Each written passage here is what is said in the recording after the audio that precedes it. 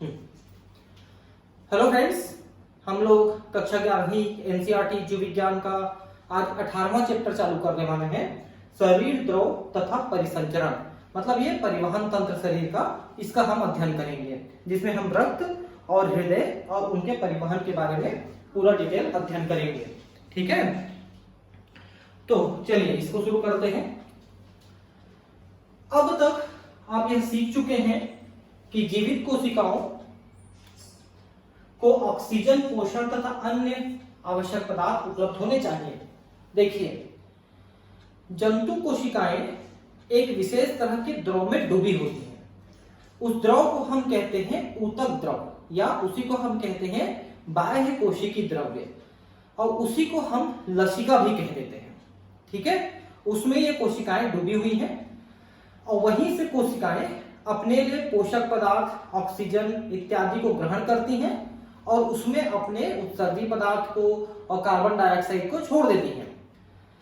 और ये जो ऊतक द्रव्य है हमारी रक्त वाहिनियों में बहने वाली रक्त के संपर्क में रहती हैं, और रक्त जो है छन छन करके इस ऊतक द्रव्य के रूप में बाहर आता है, और जो ऊतक द्रव्य है ये वापस शिराओं के माध्यम से और लसिका वाहिनियों के माध्यम से वापस हमारे रक्त में ही प्रवेश करता है। हमारा जो परिवहन तंत्र है वो बंद प्रकार का परिवहन तंत्र है। मतलब ये है कि हमारा जो रक्त है वो रक्त वाहिनियों में बंद होता है, उसके अंदर बहता है, और जबकि कोशिकाएं जो हैं वो डूबी हुई हैं ऊतक द्रव्य में, और इन दोनों के बीच में एक संबंध होता है। मतलब रक्त जो है रक्त वाहिनियों से छन के बाहर आता है, जिसमें रक्त कोशिकाएं जैसे लाल रक्त कणिकाएं, श्वेत रक्त कणिकाएं, प्लेटलेट्स और रक्त की जो प्रोटीन्स होती हैं, प्लाज्मा प्रोटीन्स जैसे एल्बुमिन, ग्लोब्यूलिन, फाइब्रिनोजेन, ये छन के बाहर नहीं आती हैं, और पूरा प्लाज्मा बाकी हिस्सा जो है छन के बाहर आ जाता है, वही ऊतक द्रव्य बनाता है। फिर यही जो है वापस भी चला जाता है। तो इसका 70% तो उन्हीं ऊतकों के पास जो बहने वाली शिराएं हैं उनमें, उनके रक्त में वापस चली जाती है, और 30% को अलग से एकत्र किया जाता है लसिका वाहिनी द्वारा। और लसिका वाहिनी को यहाँ पर कंधे के पास एक शिरा है जिसको हम कहते हैं सबक्लेवियन शिरा, उसमें हम उसके रक्त में मिलाते हैं।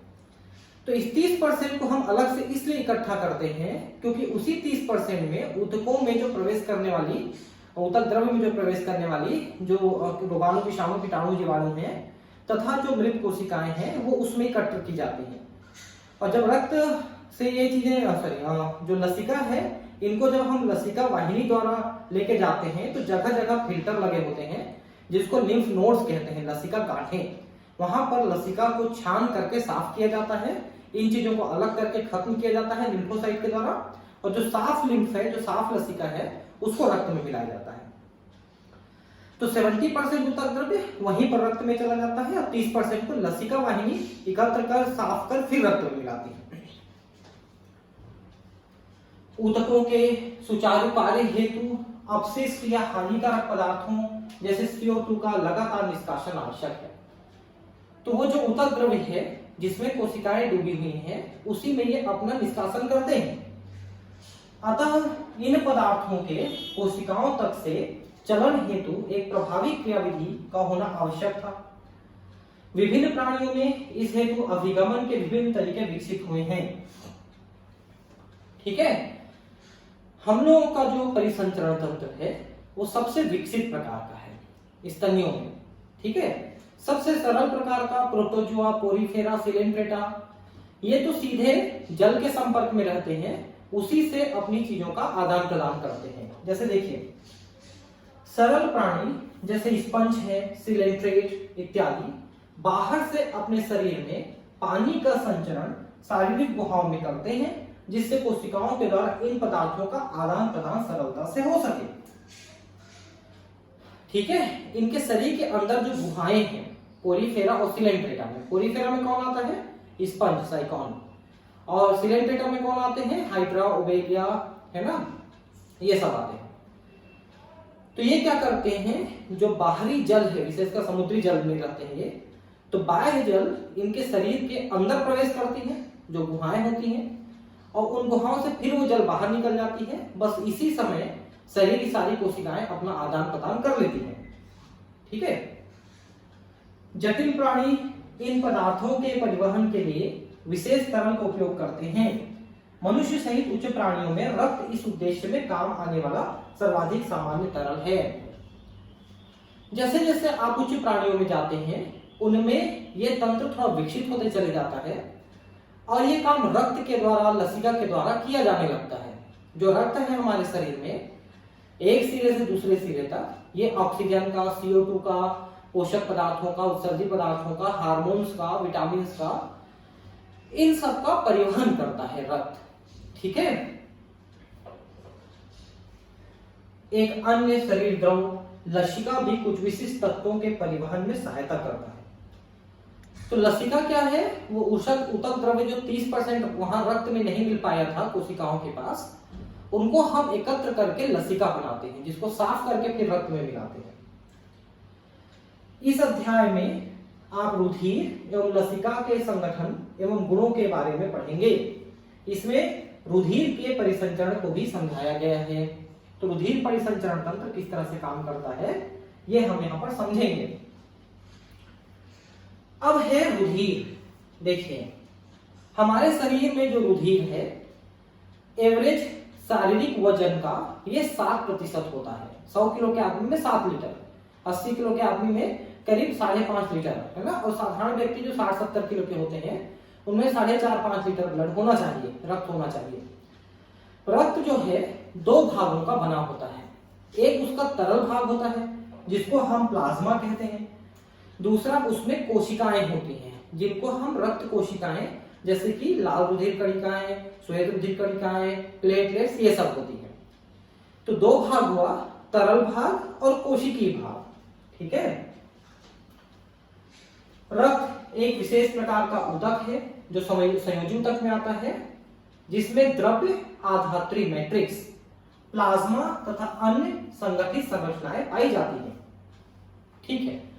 इसका जो प्लाज्मा है वही इसका मैट्रिक्स है। आपको बता दें कि हमारे शरीर में जो ऊतक होते हैं, कहीं पर भी ऊतक के हम 2 भाग ही मानते हैं। एक तो कोशिकाएं होती हैं ऊतक में, और दूसरा इसके बाहर जो भरी हुई है जिसमें ऊतक डूबा होता है, कोशिका डूबी होती है, इसको हम कहते हैं मैट्रिक्स या आधात्री, या इसी को ऊतक द्रव्य, टिश्यू फ्लूइड, बाह्य कोशिकीय द्रव्य, ये सब कहते हैं। तो रक्त को भी अगर हम एक ऊतक मानते हैं तो इसका भी प्लाज्मा हम लोग मानेंगे। प्लाज्मा जो है वो मैट्रिक्स मानेंगे और इसमें जो कोशिकाएं हैं उसको इसकी कोशिका मानेंगे। तो प्लाज्मा या प्लाज्मा भी, जैसे ये स्पेलिंग में PLASMA है ना, इसलिए इसको प्लाज्मा भी कह दिया जाता है। यह प्रद्रव्य एक हल्के पीले रंग का गाढ़ा तरल है जो रक्त के आयतन का लगभग 55% होता है। ठीक है। और 45% हिस्से में ये RBC, WBC, प्लेटलेट्स, ये सब होते हैं। ठीक है। और ये जो प्लाज्मा है इसका करीब 90 से 92% हिस्सा ये जल होता है और 6 से 8% हिस्सा प्रोटीन पदार्थ होते हैं। देखिए इसमें एक्चुअली मान लो 92% जल है तो 8% में से करीब 7% प्रोटीन होता है और 1% करीब अकार्बनिक पदार्थ होते हैं, जिसमें sodium chloride, bicarbonate, carbonate, phosphate, calcium वगैरह सब होते हैं 1% में, और 7% करीब प्रोटीन होता है। लेकिन चूंकि एनसीईआरटी से पूछता है नीट में, इसलिए आप इसमें प्रोटीन को 6 से 8% ही लिखेंगे। ठीक है। अब इसमें प्रोटीन में कौन है? फाइब्रिनोजेन। ये क्या करता है? ये हमारे रक्त का थक्का बनाने में मदद करता है जब कहीं पर चोट लग जाता है तो। ग्लोब्यूलिन ये हमारे शरीर में एंटीबॉडी यानी प्रतिकाय बनाता है। जब कोई जीवाणु, विषाणु, कीटाणु, रोगाणु हमारे शरीर में पहुंचते हैं, अटैक करते हैं, तो हमारा शरीर उनसे एंटीबॉडी बना के भी लड़ता है। तो जो एंटीबॉडी है वो बी लिम्फोसाइट के द्वारा बनाया जाता है और यह ग्लोब्यूलिन प्रोटीन का बना होता है, जिसमें गामा ग्लोब्यूलिन सबसे ज्यादा एंटीबॉडीज बनाता है। एल्बुमिन, ये एल्बुमिन हमारे शरीर में कई काम करता है, ऐसा प्रोटीन है। इसका प्रमुख काम है कि ये ब्लड में परासरण दाब को बना के रखता है, ऑस्मोटिक प्रेशर को। और जब ऑस्मोटिक प्रेशर रहता है किसी द्रव में तो वो जल को खींच के अवशोषित करके रखता है, और इसी कारण से रक्त में जल की एक निश्चित मात्रा उपस्थित होती है। अगर ये प्लाज्मा प्रोटीन एल्बुमिन नहीं रहेगा तो रक्त में आवश्यक जल की मात्रा नहीं रुक पाएगी और वो यूरिन से ही सारा बाहर आ जाएगा, जिससे रक्त में जल की कमी हो जाएगी। तो एल्बुमिन, ये BCOP बोलते हैं इसको, ब्लड कोलाइडल ऑस्मोटिक प्रेशर, जो कि एक प्रकार का परासरण दाब है, उसको बनाए रखता है। ये सब इसके मुख्य प्रोटीन है। ये देखिए, फाइब्रिनोजेन की आवश्यकता रक्त का थक्का बनाने में, स्कंदन में होता है। ग्लोबुलिन का उपयोग शरीर के प्रतिरक्षा तंत्र, मतलब ये एंटीबॉडीज बनाता है रक्षा करने के लिए, और एल्बुमिन का उपयोग परासरणी संतुलन के लिए होता है। परासरण दाब को ये संतुलित करता है। प्लाज्मा में अनेक खनिज आयन जैसे sodium, calcium, magnesium, bicarbonate, fluoride इत्यादि पाए जाते हैं, जो इसका 1% हिस्सा बनाते हैं प्लाज्मा का। शरीर में संक्रमण की अवस्था में होने के कारण ग्लूकोज, अमीनो अम्ल तथा लिपिड भी प्लाज्मा में पाए जाते हैं। अब ये जो लिखा है, एक्चुअली मैं आपको बताऊं, ये मतलब वो पोषक पदार्थ है जो शरीर की ऊतकों के निर्माण के लिए, संचालन के लिए आवश्यक होते हैं, ऊर्जा के लिए आवश्यक होते हैं। रुधिर का थक्का बनाने अथवा स्कंदन के अनेक कारक प्रदप्य के साथ निष्क्रिय दशा में रहते हैं। मैं आपको बता दूं, रुधिर का थक्का बनाने के लिए 13 कारकों की आवश्यकता होती है, 13 factors. Fibrinogen, prothrombin, thromboplastin, calcium ion, PTC, anti haemophilic factor, Hageman factor, Christmas factor, PTC, ऐसे 13 फैक्टर्स होते हैं, 13 फैक्टर्स। लेकिन शरीर के अंदर जब तक रुधिर रहता है तब तक ये सभी कारक जो है वो निष्क्रिय रहते हैं, और जैसे ही शरीर से बाहर निकलने रहता है रक्त, तुरंत थक्का बनाने के लिए सक्रिय हो जाते हैं। बिना थक्का या स्कंदन कारकों के प्लाज्मा को सीरम कहते हैं। देखिए, हमने क्या कहा, रुधिर के 2 भाग हैं, एक तो प्लाज्मा और एक रुधिर की कोशिकाएं। अब प्लाज्मा को ले लीजिए। प्लाज्मा में से अगर हम फाइब्रिनोजेन को निकाल दें तो बचा हुआ जो प्लाज्मा है वो सीरम कहलाता है। आप देखे होंगे कहीं पर चोट लगता है तो उसके थक्का बनने के बाद एक पीले पीले रंग का एक द्रव जो है उस थक्के से बाहर रिसने लगता है। तो एक्चुअली रुधिर कणिकाएं वो तो जाल में थक्के में रुक जाती हैं और थक्का बनाने में फाइब्रिनोजेन का उपयोग हो जाता है। तो बचा हुआ जो प्लाज्मा है वो सीरम कहलाएगा और वही रिस करके बाहर आता है। अब है संगठित पदार्थ। देखिए, मतलब जो रक्त में कोशिकाएं होती हैं वो विशेषकर संगठित पदार्थों की श्रेणी में आते हैं। ठीक है, तो यहां पर पहला है लाल रुधिर कणिका, एरिथ्रोसाइट्स, जो आपने देखा होगा कि ये ऑक्सीजन का विशेष परिवहन करने में तथा CO2 के परिवहन में भी बहुत मदद करता है। श्वेताणु या श्वेत रुधिर कणिकाएं, ल्यूकोसाइट्स, ये हमारे शरीर की रोगाणुओं से रक्षा करते हैं। और पट्टिकाणु, प्लेटलेट्स, ये हमारे रक्त का थक्का बनाने में मदद करेंगे जब कहीं पर रक्त का बहाव चालू हो जाएगा। इन तीनों को मिला के संयुक्त रूप से संगठित पदार्थ कहते हैं। इसको जरा विशेष ध्यान रखेंगे। हम ये सब चीजों को जानते हुए भी ये कंफ्यूज कर जाते हैं, संगठित पदार्थ किसको कहते हैं। अगर ये पूछ देता है तो आप कंफ्यूज हो जाएंगे। और ये रक्त का करीब 45% भाग बनाते हैं, क्योंकि 55% भाग प्लाज्मा बना रहा है, तो बचा हुआ 45% भाग ये बनाता है संगठित पदार्थ, जिसको हम रक्त की कोशिकाएं कहते हैं।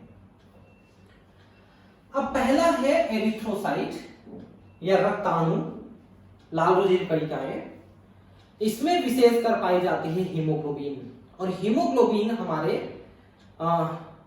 ऑक्सीजन का परिवहन करने वाला मुख्य अवयव है, और इसमें लोहा होता है, आयरन होता है।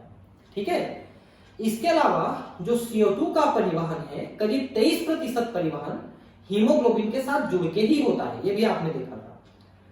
दूसरी बात यह है कि जो 70% CO2 का परिवहन बाइकार्बोनेट के रूप में होता है, उस बाइकार्बोनेट को बनाने में भी लाल रुधिर कणिकाओं का ही योगदान होता है। मतलब पूरे ऑक्सीजन का करीब करीब और करीब करीब पूरे CO2 का परिवहन लाल रुधिर कणिकाओं की ही मदद से होता है। ठीक है। लाल रुधिर कणिकाएं अन्य सभी कोशिकाओं से संख्या में अधिक होती हैं। आपको बता दें कि एक छोटी बूंद अगर आप देखते हैं रक्त की, जिसको अपन 20 माइक्रोलीटर कहेंगे, छोटी सी बूंद, उसमें आरबीसी की संख्या करीब 50 लाख से भी ज्यादा होती है। ठीक है। और उतने में ही श्वेत रुधिर कणिकाएं 6 से 8 हजार होती हैं और प्लेटलेट्स 1.5 लाख से 3.5 लाख होते हैं। तो आरबीसी 50, प्लेटलेट्स 1.5 से 3.5 लाख और डब्ल्यूबीसी 6000 से 8000। एक स्वस्थ मनुष्य में ये कणिकाएं लगभग 50 से 55 लाख प्रति मिलीलीटर घन मीटर होती है। ये देखिए 5 से 5.5 मिलियन, 50 से 55 लाख है ना, ध्यान। 1 मिलियन के में 10 लाख होता है, तो ये 50 लाख से 55 लाख प्रति घन मिलीमीटर यानी क्यूबिक मिलीमीटर, मतलब एक छोटा सा बूंद रक्त का होता है। वयस्क अवस्था में लाल रुधिर कणिकाएं लाल अस्थि मज्जा में बनती है। देखिए हमारे जो बोन्स हैं, बड़े बोन्स हैं, और साथ में जो रीढ़ की हड्डी है, इसमें जो छोटे छोटे बोन्स हैं, उनके अंदर बोन मेरो पाया जाता है, अस्थि मज्जा। ये अस्थि मज्जा 2 प्रकार के होते हैं, लाल अस्थि मज्जा और पीले येलो। तो जो पीले वाले हैं वे डब्ल्यूबीसी बनाते हैं, श्वेत रक्त कणिकाएं, और लाल वाले जो हैं वो बनाते हैं लाल रुधिर कणिकाएं। ये वयस्क अवस्था में। लेकिन भ्रूण की अवस्था में ज्यादातर जो लाल रुधिर कणिकाएं हैं वो लिवर के द्वारा बनाई जाती हैं और बड़े होने पर ये अस्थि मज्जा के द्वारा। अधिकतर स्तनधारियों की लाल रुधिर कणिकाओं में केंद्रक नहीं मिलते हैं तथा इनकी आकृति उभयावतल बाइकार्केव होती है। अधिकतर स्तनधारियों में आरबीसी के अंदर केंद्रक नहीं है, तो किसमें है? तो ये है आपके ऊंट में, कैमल। कैमल एक ऐसा स्तनी है जिसका रक्त जो है वो पक्षियों से या सरीसृपों से ज्यादा मिलता जुलता है। हमारी जो लाल रुधिर कणिकाएं हैं, एक तो उसमें केंद्रक नहीं है, दूसरा उसका आकार जो है उभयावतल होगा। मतलब अवतल क्या होता है? दोनों तरफ से दबा हुआ, ऐसा ये अवतल होता है। ठीक है, उभयावतल।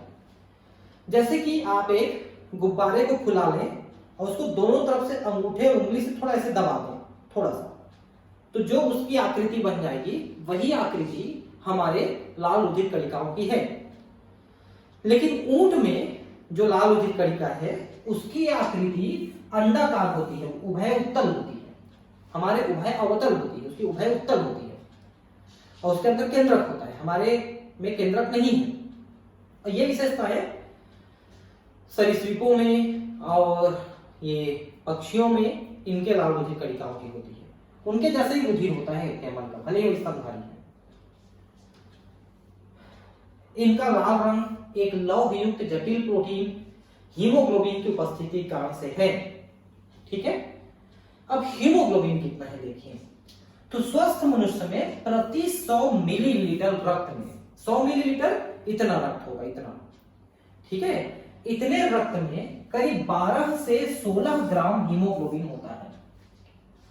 पुरुषों में हीमोग्लोबिन की मात्रा थोड़ी ज्यादा होती है, स्त्रियों में हीमोग्लोबिन की मात्रा थोड़ी कम होती है, क्योंकि उनमें हीमोग्लोबिन की संख्या भी कम होती है। उसके पीछे कारण यह होता है कि हर महीने स्त्रियों में जो मासिक धर्म होता है, मेंस्ट्रुअल साइकिल, उसमें बहुत सारा रक्त जो है हर महीने निकलते रहता है।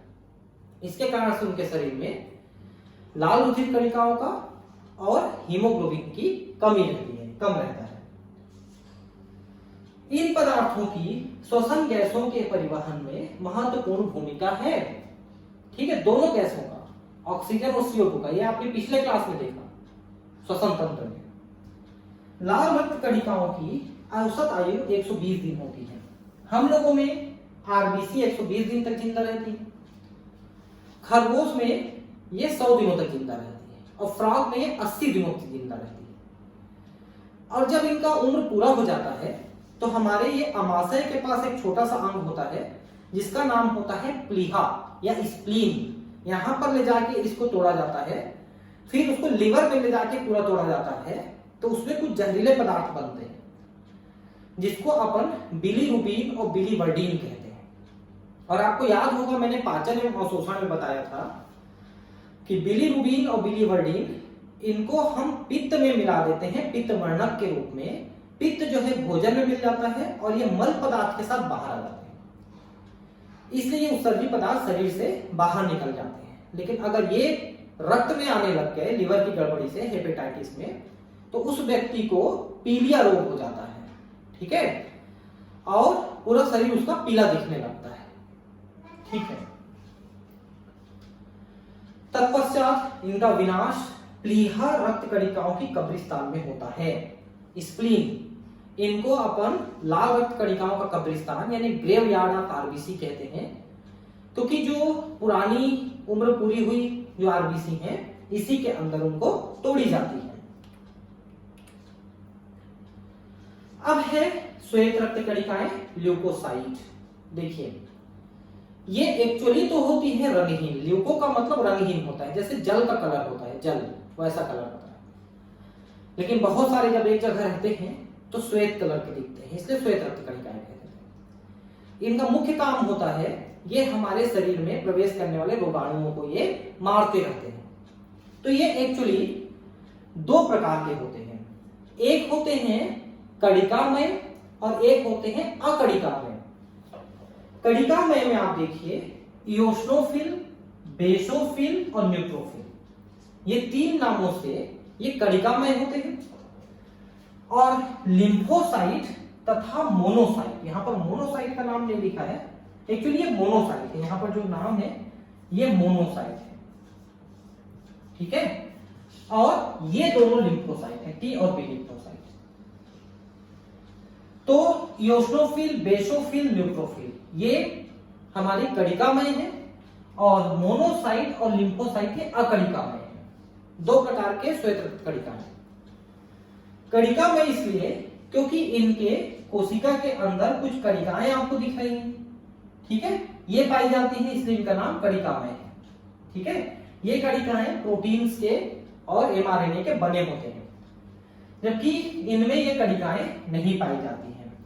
दूसरी एक और विशेषता समझिए कि ये जो कणिकामय है इनके अंदर की जो केंद्रक होती है, जो इसमें ठीक से स्पष्ट नहीं देख रही है, ये केंद्रक इस तरह से पालियों में बटी रहती है। ये अंदर में केंद्रक ये पालियों में बटी रहती है, ठीक है। इनमें इओसिनोफिल, बेसोफिल और न्यूट्रोफिल में केंद्रक पालियों में बटी रहती है, जबकि मोनोसाइट और लिम्फोसाइट में ये पालियों में नहीं बटी रहती है, ठीक है।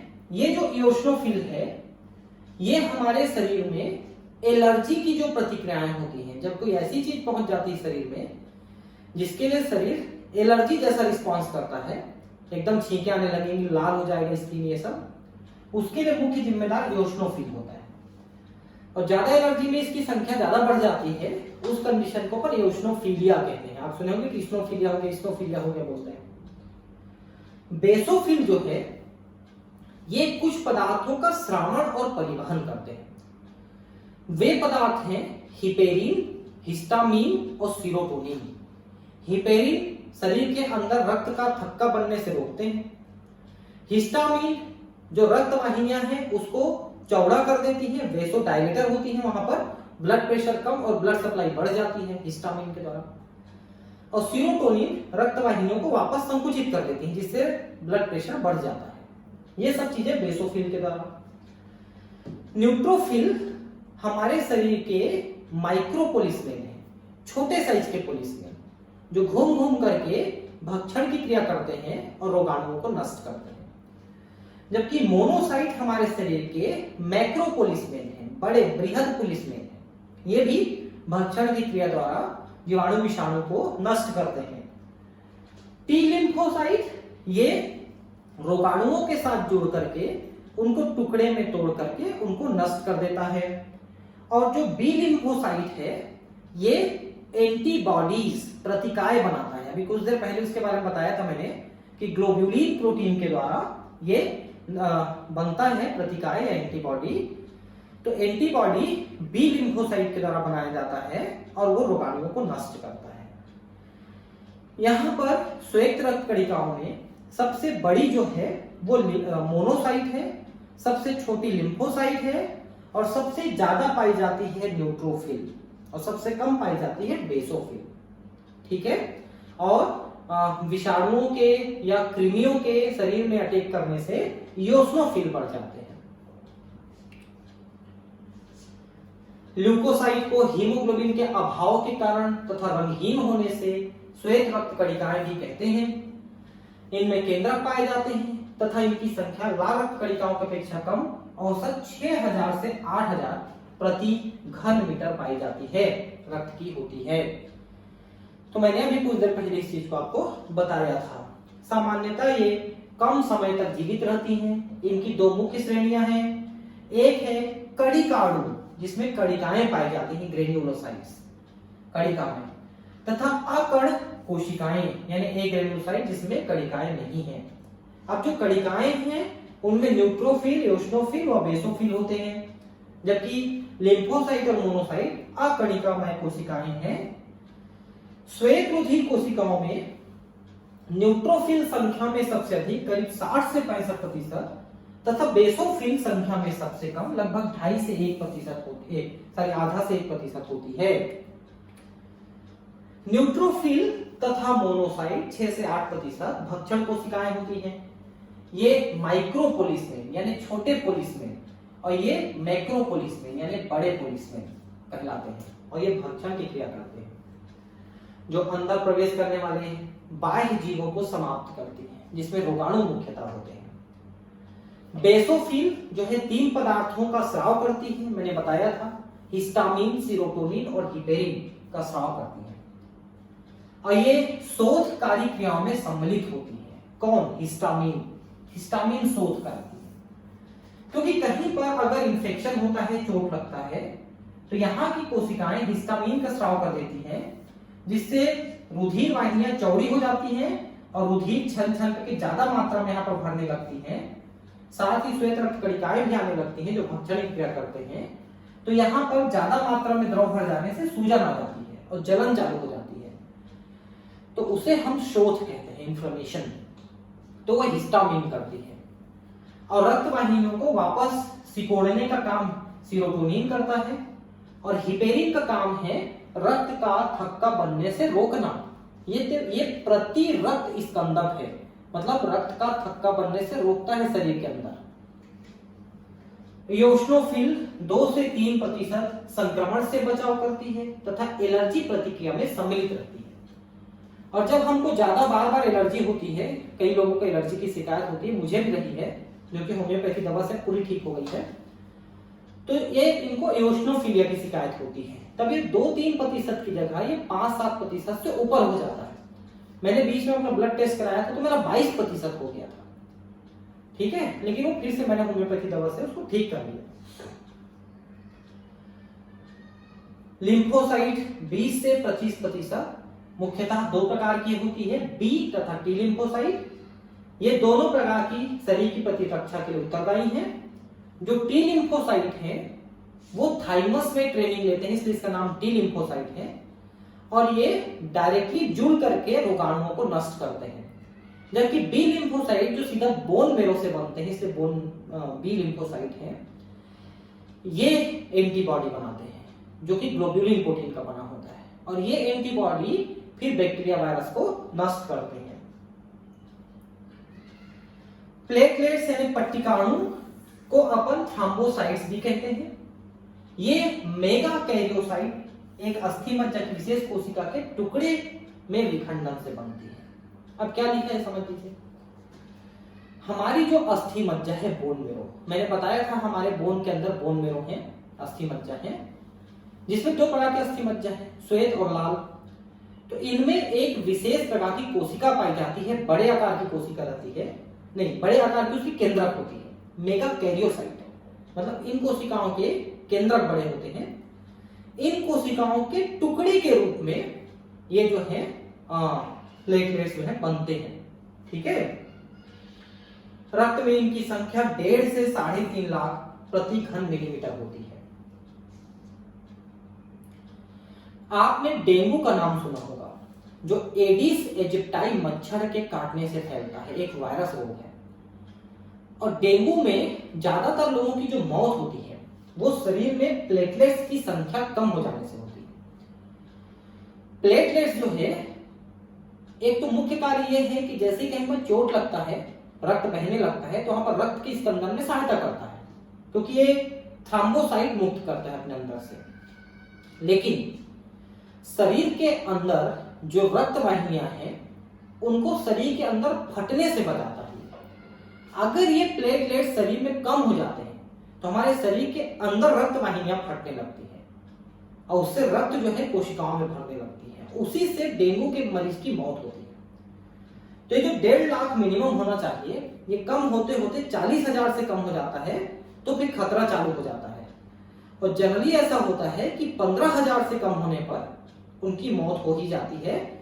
लेकिन सोचिए, जाखो राखे साइया कहते हैं। मेरे एक मित्र हैं, वो फिजिक्स के प्रोफेसर हैं, तो वो उनको डेंगू हुआ। तो डेंगू हुआ तो 5,000 तक प्लेटलेट्स उतरा था उनका, उनके बावजूद वो जिंदा बच गए। अपोलो हॉस्पिटल में उनका इलाज हुआ, जल्दी जल्दी उनको प्लेटलेट्स चढ़वाया हमने, सारे स्टूडेंट ने उनके दिए उनको प्लेटलेट्स, और उनकी प्लेटलेट्स भी बढ़ी धीरे से। तो डॉक्टर ने आश्चर्य कि भाई 15,000 से कम में ज्यादातर लोग नहीं बचते हैं, आप 5,000 में कैसे बच गए? तो वही है, ईश्वर सबके ऊपर है। प्लेटलेट्स कई प्रकार के पदार्थों का श्रावण करती हैं, जिनमें अधिकांश रुधिर का थक्का जमाने में सहायक है। ठीक है, प्लेटलेट्स की संख्या में कमी के कारण स्कंदन में विकृति हो जाती है तथा शरीर से अधिक रक्तस्राव हो जाता है। तो शरीर के अंदर रक्तस्राव हो जाता है सबसे पहली बात। तो अगर चोट नहीं लगता है तो भी शरीर के अंदर रक्तवाहिनियां फट जाती हैं, इससे उसकी मौत होती है। अब हम बात करेंगे रक्त समूह के बारे में। देखिए, हमारे शरीर में ए, बी, ओ और ए बी प्रकार का रक्त होता है, रक्त समूह होता है। ये जो ए बी ओ है, इसको लैंड स्टीनर नाम के साइंटिस्ट ने खोजा था। लैंड स्टीनर ने 1900 में इसको खोजा था। ठीक है, और ए बी को खोजा था, इनके 2 शिष्य थे, इनके 2 स्टूडेंट थे, वॉन डिकास्टिलो, एक मिनट, ये डिकास्टिलो, ठीक है, वॉन डिकास्टिलो और स्टर्ली, ठीक है, स्टर्ली ने 1902 में इनको खोजा था। ठीक है, वॉन डिकास्टिलो और स्टर्ली ने एबी को खोजा था। और इनके अंदर धनात्मक और ऋणात्मक वाले भी होते हैं, पॉजिटिव और निगेटिव। ये आरएच फैक्टर के कारण से होता है। आरएच फैक्टर एक रीसस नाम के मंकी में खोजा गया था। रीसस नाम का एक बंदर है, उसके अंदर खोजा गया था, इसको आरएच फैक्टर कहते हैं। और ये 1940 में खोजा गया था लैंड स्टीनर और उसके एक मित्र वीनर, इनके द्वारा खोजा गया था। ठीक है, तो जिनके शरीर के रक्त में आरएच फैक्टर होता है वो धनात्मक होते हैं और नहीं होता है तो ऋणात्मक होते हैं। भारत में 95%, 95% लोग पॉजिटिव हैं आरएच फैक्टर वाले, और 5% लोग नेगेटिव हैं बिना आरएच फैक्टर वाले। लेकिन पूरी दुनिया में इसका औसत 85% और 5% का है। ठीक है, जैसा कि आप जानते हैं कि मनुष्य का रक्त एक जैसा दिखते हुए भी कुछ अर्थों में भिन्न होता है। रक्त का कई तरीके से समूहीकरण किया गया है, जिनमें से 2 मुख्य समूह ए बी ओ तथा आरएच का उपयोग पूरे विश्व में होता है। इसके अलावा एक एमएन ब्लड ग्रुप भी होता है, एमएन, जो हमारे कोर्स में नहीं है इसलिए मैं नहीं पढ़ाऊंगा। अब एबीओ रक्त समूह के बारे में समझिए। ठीक है, लैंड स्टीनर ने यह देखा कि रक्त के लाल रुधिर कणिका की जो झिल्ली होती है उसमें एक पदार्थ पाया जाता है, उसको हम कहते हैं एंटीजन, प्रतिकाय, प्रतिजन, प्रतिजन कहते हैं, ठीक है। और ये प्रतिजन दो प्रकार का होता है, एक होता है ए और दूसरा होता है बी, ठीक है। तो जिसके रक्त में ए प्रतिजन है उसका रक्त समूह ए होता है, और जिसके में बी होता है उसका रक्त समूह बी होता है। और अगर दोनों है तो ए बी रक्त समूह होता है, और कोई नहीं है तो जीरो रक्त समूह होता है, जीरो है एक्चुअली। और अमेरिका वाले जीरो को ओ कहते हैं, इसलिए उसमें ओ कह दिया था, लेकिन अमेरिका थे, अमेरिकी थे। तो ए है प्रतिजन तो ए रक्त समूह, बी है तो बी, दोनों है तो ए बी, दोनों नहीं है तो ओ रक्त समूह होता है, ठीक है। ठीक, अभी हम देखेंगे। इसके अलावा इसमें प्रतिकाय भी होते हैं, प्रतिकाय यानी एंटीबॉडी। एंटीबॉडी भी दो प्रकार के होते हैं, ए वाला और बी वाला, लेकिन एक जैसे दोनों नहीं मिलेंगे। जैसे किसी के शरीर में ए प्रतिजन है तो प्रतिकाय ए नहीं मिलेगा, बी मिलेगा। और अगर प्रतिजन बी है तो प्रतिकाय बी नहीं मिलेगा, ए मिलेगा। और अगर दोनों प्रतिजन है ए बी ब्लड ग्रुप में तो दोनों नहीं मिलेंगे, और दोनों नहीं है ओ ब्लड ग्रुप में तो दोनों मिलेंगे प्रतिकाय। प्रतिकाय उल्टे मिलते हैं, समझिए।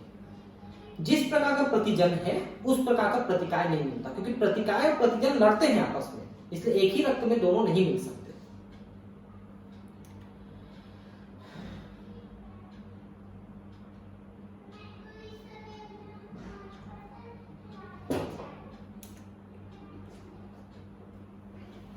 एबीओ रक्त समूह मुख्यतः लाल रुधिर कणिकाओं की सतह पर दो प्रतिजन या एंटीजन की उपस्थिति या अनुपस्थिति पर निर्भर करता है, और ये एंटीजन ए और बी है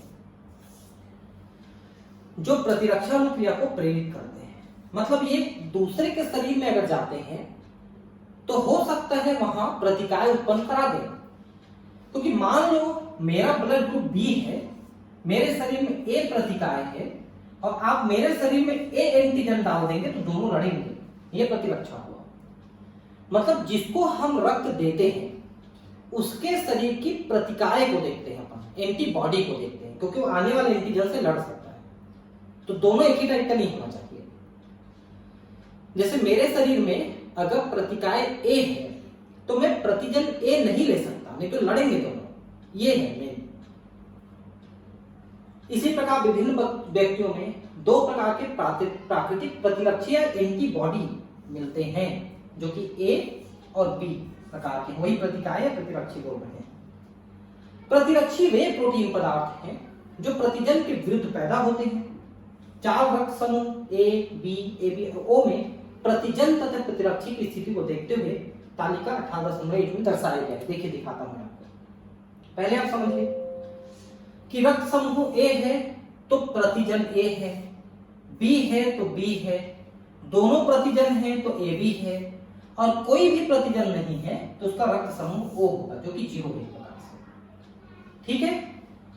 अब इसके शरीर में देखिए कि अगर प्रतिजन ए है तो एंटीबॉडी बी है, इसको छोटे लेकर में दिखाना चाहिए एक्चुअली, ठीक है। और प्रतिजन बी है तो एंटीबॉडी ए है। अब दोनों प्रतिजन है तो दोनों नहीं रह सकते, और दोनों प्रतिजन नहीं है तो दोनों रह सकते हैं। और जो ये एंटीबॉडीज हैं वो आने वाले एंटीजन से लड़ेंगे। जैसे देखिए इसके शरीर में एंटीबॉडी बी है, अगर हम इसको एंटीजन बी दे देते हैं तो ये लड़ेगा, इसलिए इन दोनों को हम इसे नहीं दे सकते। तो हम ये दे सकते हैं और ये दे सकते हैं, समझे बात को। जो एंटीबॉडी है वो एंटीजन से लड़ेगा, समान प्रकार के एंटीजन से, इसलिए ये दोनों एक साथ नहीं मिल सकते, नहीं दे सकते अपन उसको, ये नहीं दे सकते। तो क्या दे सकते हैं? ए दे सकते हैं, ओ दे सकते हैं। इसके शरीर में एंटीबॉडी ए है तो हम ए नहीं दे सकते, ए बी भी नहीं दे सकते, तो बी दे सकते हैं, ओ दे सकते हैं। इसमें कोई भी एंटीबॉडी नहीं है लड़ने वाला, तो हम कोई भी एंटीजन वाला ब्लड डाल दें तो एक्सेप्ट करेगा, कोई लड़ेगा नहीं। जबकि इसमें दोनों प्रकार के एंटीबॉडी हैं तो ए भी नहीं दे सकते, बी भी नहीं दे सकते, ए बी भी नहीं दे सकते, तो सिर्फ ओ दे सकते हैं। मतलब लेने वाले का एंटीबॉडी देखेंगे अपन। एंटीबॉडी जिस प्रकार का है उस प्रकार का एंटीजन नहीं दे सकते, इस बात को ध्यान रखेंगे। और जो रक्त समूह है वो एंटीजन से निर्धारित होती है। क्लियर? ठीक। दाता एवं ग्राही के रक्त समूहों का रक्त चढ़ाने से पहले सावधानी पूर्वक मिलान कर लेना चाहिए, जिससे रक्त स्कंदन एवं आरबीसी के नष्ट होने जैसे गंभीर परेशानियां न हो। दाता संयोजकता यानी डोनर कंपेटिबिलिटी तालिका 18.1 में दर्शाई गई है। तो आप देख सकते हैं कि क्या क्या को लिया जा सकता है, किससे किससे लिया जा सकता है। ठीक है, ये दाता रक्त समूह का मतलब ये है कि इसको कौन कौन दे सकते हैं, ये है। ठीक है, तो कौन नहीं दे सकते? जिनके पास एंटीजन बी रहेगा वो नहीं दे सकता, क्योंकि इसके पास एंटीबॉडी बी है जो एंटीजन बी से लड़ेगा।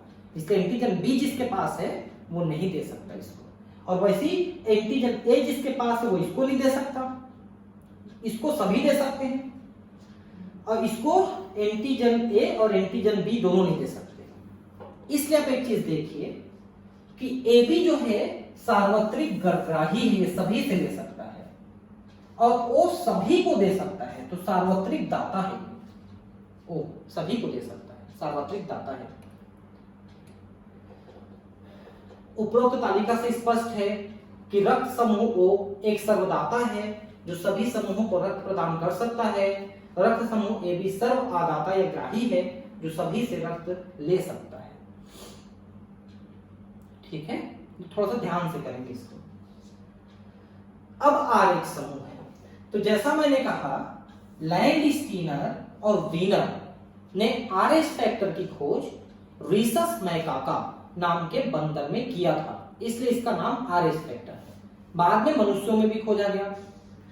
तो यह भी एक प्रकार का एंटीजन है, जैसे ए और बी एंटीजन थे जो आरबीसी के झिल्ली में थे, वैसे ही आरएच फैक्टर भी एंटीजन है, ये भी आरबीसी के झिल्ली में पाए जाएंगे।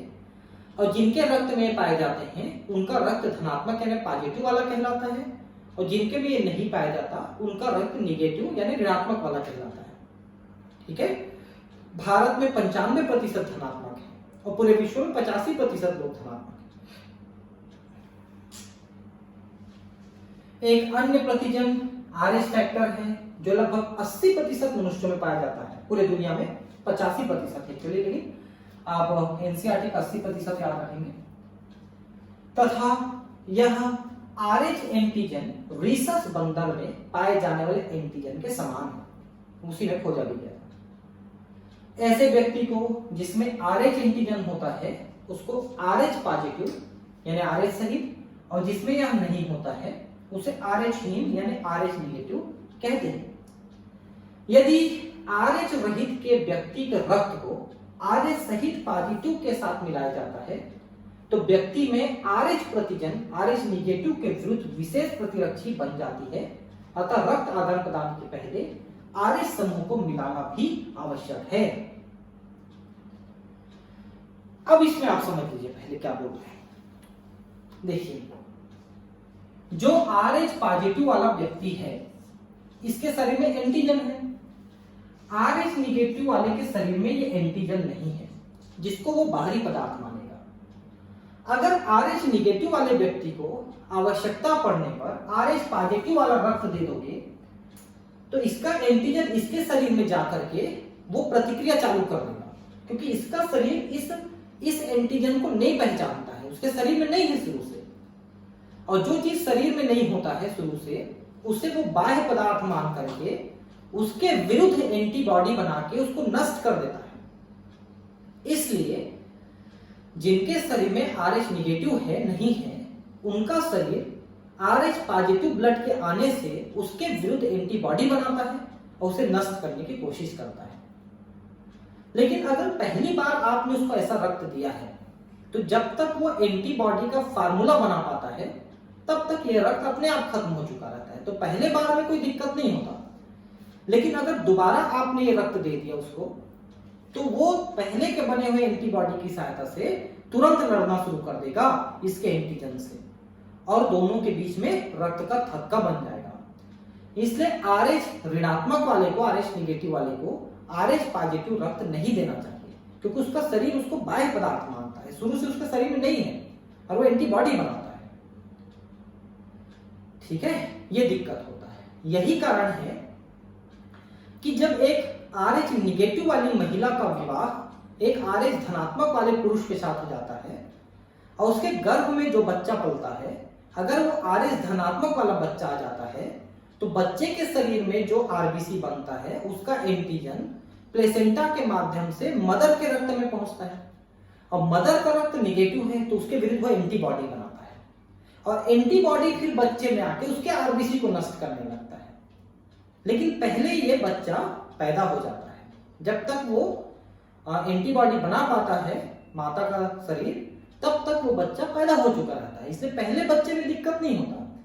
लेकिन अगला बच्चा फिर अगर धनात्मक वाला आ जाता है तो माँ के शरीर में बना हुआ एंटीबॉडी शुरू से उसके बच्चे के शरीर में जाकर के उसकी RBC के एंटीजन को नष्ट करके RBC को ही नष्ट कर देता है, तो बच्चे के शरीर में RBC बन ही नहीं पाता है। एरिथ्रोब्लास्टोसिस फिटेलिस कहते हैं। फिटेलिस मतलब फीटस, बच्चा। एरिथ्रो मतलब RBC और ब्लास्टोसिस का मतलब फूट जाना। एरिथ्रोब्लास्टोसिस फिटेलिस, लाल रक्त कणिकाएं फूट जाती हैं फीटस की, भ्रूण की, जिससे भ्रूण की मौत हो जाती है। तो ऐसे जो कपल हैं जिनमें पुरुष जो है धनात्मक वाला है और स्त्री जो है ऋणात्मक वाली है, पॉजिटिव निगेटिव है, तो उनका एक धनात्मक बच्चा तो हो जाता है ले लेके करके, लेकिन अगला धनात्मक बच्चा जो है मां के गर्भ में ही नष्ट हो जाता है। ठीक है, इसको एरिथ्रोब्लास्टोसिस फिटेलिस कहते हैं। तो माता के निगेटिव होने के कारण से ये प्रॉब्लम होती है। तो ऐसे महिला को किसी पुरुष के साथ शादी करने से पहले देख लेना चाहिए कि पुरुष भी निगेटिव होना चाहिए, ताकि उसके सारे बच्चे निगेटिव पैदा हो, तो ये दिक्कत नहीं होगी। हाँ, अगर निगेटिव बच्चा हो रहा है किसी भी कंडीशन में तो उनको कहीं फर्क नहीं पड़ेगा। पॉजिटिव बच्चा होगा तो पहला वाला नष्ट होगा।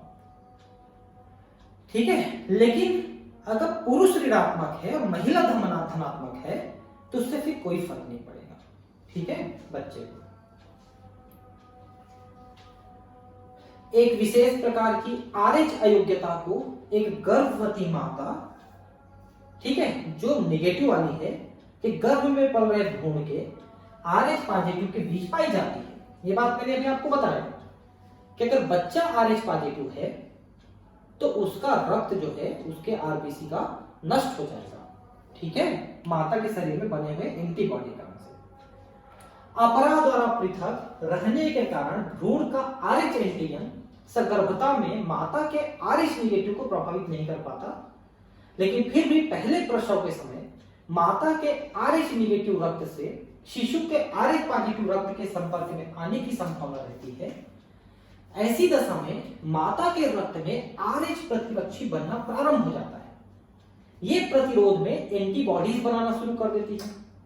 यदि परवर्ती गर्भावस्था होती है, मतलब उसके बाद दोबारा गर्भावस्था होती है, तो RH निगेटिव रक्त जो है भ्रूण के RH पॉजिटिव रक्त में प्रतिरक्षी का रिसाव हो सकता है, मतलब माता के रक्त से भ्रूण के रक्त में। इससे भ्रूण की लाल रुधिर कणिकाएं नष्ट हो सकती हैं, क्योंकि प्रतिरक्षी जो होती है माता के शरीर में बना हुआ भ्रूण के रक्त में जो एंटीजन है RBC में उसको नष्ट करती है, उसके कारण से RBC ही नष्ट हो जाती है। यह भ्रूण के लिए जानलेवा हो सकती है या उसे रक्त अल्पता, खून की कमी और पीलिया हो सकता है। ऐसी दशा को एरिथ्रो मतलब लाल रक्त कणिकाएं, ब्लास्टोसिस फूट जाती हैं, फिटेलिस फीटस का गर्भ रक्ताणु कोरकता हिंदी में कहते हैं। इस स्थिति से बचने के लिए माता को प्रसव के तुरंत बाद RH प्रतिरक्षी का उपयोग करना चाहिए। ये एक्चुअली ये चीज है कि RH एंटीबॉडी ना बन पाए ऐसी दवाइयां माता को दी जाती हैं, लेकिन उससे शरीर की बाकी जो प्रतिरक्षी तंत्र है वो भी कमजोर हो जाता है, इसलिए दवाएं देना उतना सुरक्षित नहीं माना जाता है। ठीक है, अब है रक्त स्पंदन। देखिए, जब कहीं पर चोट लगता है, रक्त निकलना शुरू करता है, तो वहां पर प्लेटलेट्स फूट जाते हैं जो कि थ्रोम्बोप्लास्टिन रिलीज करते हैं, थ्रोम्बोप्लास्टिन। और ये रक्त के प्रोथ्रोम्बिन को थ्रोम्बिन में बदल देते हैं और थ्रोम्बिन फाइब्रिनोजन को फाइब्रिन में बदल देता है। क्या क्या हुआ? प्लेटलेट से प्रोथ्रोम्बिन, सॉरी प्लेटलेट से थ्रोम्बोप्लास्टिन, थ्रोम्बोप्लास्टिन प्रोथ्रोम्बिन को थ्रोम्बिन, और थ्रोम्बिन क्या करता है? फाइब्रिनोजन को फाइब्रिन में कन्वर्ट करता है। और फाइब्रिन जो है पतली पतली धागे होती हैं जो एक जाल बना देती है चोट के ऊपर, जिसमें रक्त जो निकल रही है उसके रक्ताणु जो है आरबीसी डब्ल्यूबीसी फंस जाते हैं और धीरे धीरे रक्त बहना बंद हो जाता है। तो इस कार्य में विटामिन के है ना, कैल्शियम आयन और टोटल 13 फैक्टर्स कार्य करते हैं, जिसमें fibrinogen, prothrombin, thromboplastin, calcium ion है ना, Hageman factor, Christmas factor, PTC, PTA है ना, एंटी हीमोफिलिक फैक्टर, ऐसे 13 फैक्टर्स होते हैं। लाइन से बताऊंगा मैं कभी, सबका काम भी बता दूंगा। तो इस तरह से ये कास्केड थ्योरी एक चलता है इसमें, उसके द्वारा रक्त का स्पंदन होता है और रक्त बहना बंद हो जाता है। किसी चोट या घात की प्रतिक्रिया स्वरूप रक्त स्पंदन होता है। जहां रक्त बहता है वहां पर रक्त का स्पंदन होगा। यह क्रिया शरीर से बाहर अत्यधिक रक्त को बहने से रोकती है। क्या आप जानते हैं ऐसा क्यों होता है? आपने किसी चोट, घात या घाव पर कुछ समय बाद गहरे लाल रंग व भूरे रंग का झाग सा अवश्य देखा होगा। यह रक्त का स्पंदन या थक्का है, जो मुख्यतः फाइब्रिन धागों के जाल का बना होता है। मैंने कहा ना कि फाइब्रिन धागे जाल जैसा बना देते हैं जिसमें रक्ताणु फंस जाते हैं। इस जाल में मरे हुए क्षतिग्रस्त संगठित पदार्थ भी उलझे हुए होते हैं। ये देखिए, संगठित पदार्थ में कौन आते हैं? डब्ल्यूबीसी, प्लेटलेट्स और आरबीसी उलझ जाते हैं। फाइब्रिन रक्त प्लाज्मा में उपस्थित एंजाइम थ्रोम्बिन की सहायता से फाइब्रिनोजेन से बनती है। ये देखिए, मैंने कहा ना कि थ्रोम्बिन जो है फाइब्रिनोजेन को फाइब्रिन बनाती है, और थ्रोम्बिन कौन बनाता है? प्रोथ्रोम्बिन से थ्रोम्बिन बनाता है थ्रोम्बोप्लास्टिन, जो प्लेटलेट से मुक्त होती है। थ्रोम्बिन की रचना प्लाज्मा में उपस्थित निष्क्रिय प्रोथ्रोम्बिन से होती है। इसके लिए थ्रोम्बोकाइनेज एंजाइम समूह की आवश्यकता होती है। तो प्रोथ्रोम्बिन से थ्रोम्बिन बनने के लिए थ्रोम्बोकाइनेज एंजाइम की आवश्यकता होती है। यह एंजाइम समूह रक्त प्लाज्मा में उपस्थित अनेक निष्क्रिय कारकों की सहायता से एक के बाद एक अनेक एंजाइमी प्रतिक्रिया की श्रृंखला से बनता है। कई रिएक्शंस के बाद ये होता है। चोट या घाव रक्त में उपस्थित प्लेटलेट्स को विशेष कारकों को मुक्त करने के लिए प्रेरित करती है, जिससे स्पंदन की प्रक्रिया शुरू होती है। तो प्लेटलेट्स जो है, प्लेटलेट्स ये मुक्त करती हैं थ्रोम्बोप्लास्टिन, थ्रोम्बोप्लास्टिन, ठीक है। और थ्रोम्बोप्लास्टिन क्या करता है? ये प्रोथ्रोम्बिन को थ्रोम्बिन में बदलता है, प्रोथ्रोम्बिन को थ्रोम्बिन में, थ्रोम्बिन में बदलता है। और थ्रोम्बिन फाइब्रिनोजेन को फाइब्रिन में बदलता है, फाइब्रिनोजेन को फाइब्रिन में बदलता है, और फाइब्रिन से बन जाता है जाल, ठीक है। प्लेटलेट्स थ्रोम्बोप्लास्टिन, थ्रोम्बोप्लास्टिन प्रोथ्रोम्बिन को थ्रोम्बिन, और थ्रोम्बिन फाइब्रिनोजेन को फाइब्रिन, और फिर वो जाल बन जाता है। क्षतिग्रस्त ऊतकों द्वारा भी चोट की जगह पर कुछ कारक मुक्त होते हैं जो स्पंदन को प्रारंभ कर सकते हैं। इस प्रतिक्रिया में कैल्शियम आयन की भूमिका बहुत महत्वपूर्ण होती है। अब यहाँ पर तो थोड़ा सा ही दिया है, ज्यादा डिटेल नहीं दिया है, अपने को इतना ही याद रखना है एनसीईआरटी का। कभी डिटेल मौका मिलेगा तो मैं आपको जरूर बताऊंगा, ठीक है। फिर अगले क्लास में आगे पढ़ेंगे। Thank you, bye.